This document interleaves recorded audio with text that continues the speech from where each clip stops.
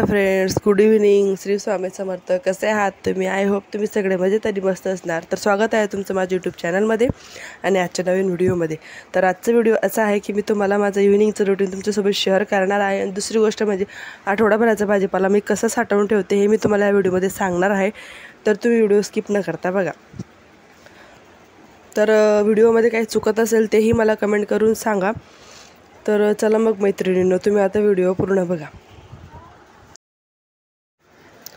पहिले सगळ्यांचा चहा ठेवून घेतला, सगळ्यांनी चहा घेऊन घेतला. मग नंतर मी फ्रेश झाल्यानंतर मग पहिले अंगण झाडायला घेतलेलं आहे. तर पहिले इथं अंगण असं स्वच्छ असं झाडून घेतलं. मग नंतर घरात आल्यानंतर मग वेदूने तर घाण करूनच ठेवलेली होती. तर तिचे खेळणे आवरत होते मी सगळे. खेळायचं तर काही नसतं, पण सगळे खेळणे इकडे तिकडे करून घेते.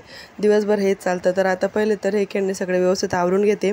मग नंतर घरातले झाडू वगैरे मारेल आणि मग चहा पाण्याचे पण भांडे धुवायचे आहेत. तर मी ते आवरत होते तोपर्यंत ते मला बोलले की आवरू नको बुवा असं. तर असं दिवसभरच तिथे चालू असतं.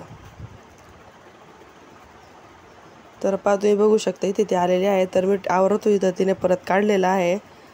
तर मग मी परत तिला तसंच सोडून चालली गेली दुसरे काम आवरायला, कारण ती मला काय करू देत नव्हती. आणि आई बाजारात गेल्यामुळे मग मला तिला सांभाळायचं पण होतं आणि कामं पण करायचे होते.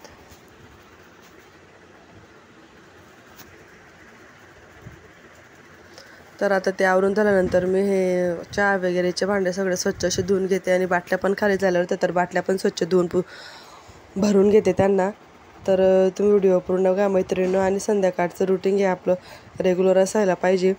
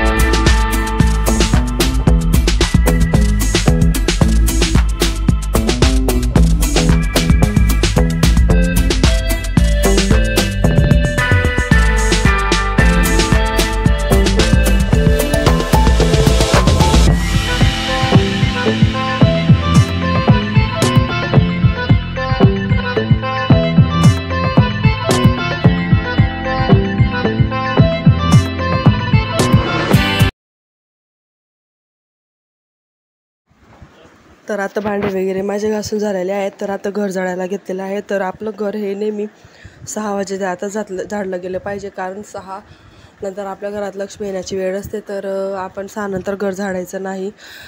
तर 6च्या पहिलेच आपण घर झाडून घ्यायचं. आणि दिवे पण घर झाडल्यानंतर लगेच दिवे लावायचे. दिवे लावण्याची वेळ 7च्या आतच असते. 7 नंतर दिवे लावायचे नाही. 7 नंतर रात्रीची वेळ लागून जाते. तर आता इथे पटकन घर झाडून घेतलं आणि इथे कपड्याच्या घड्या करून घेते. वरून कपडे काढून आणले, आता कपड्याच्या घड्या करून घेते. आई पण बाजारात गेलेले आहेत. आई पण आता बाजारातून भाज्या आणतील. तर आमची आई दर आठवड्याला भाज्या आणत असतात. आमच्याकडे बाजार भरतो. तर इथे पटापट कपड्यांच्या घड्या करून घेते. मग नंतर मला दिवे पण लावायचे आहेत संध्याकाळचे.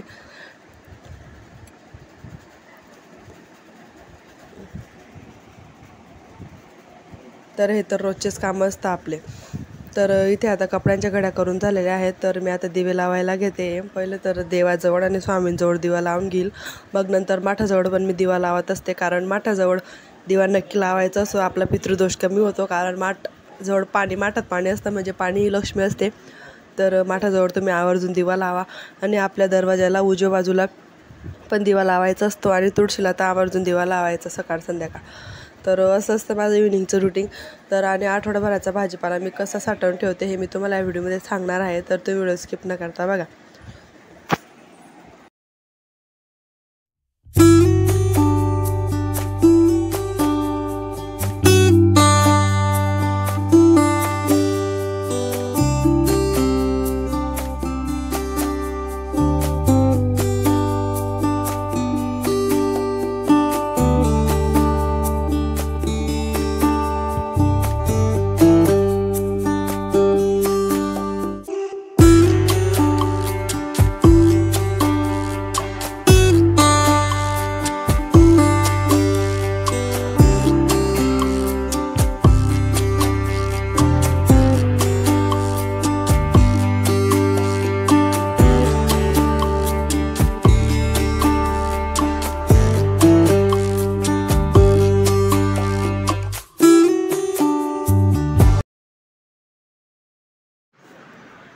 तर आता माझे बाकीचे कामं झालेले आहेत, दिवे वगैरे लावून झालेले आहेत.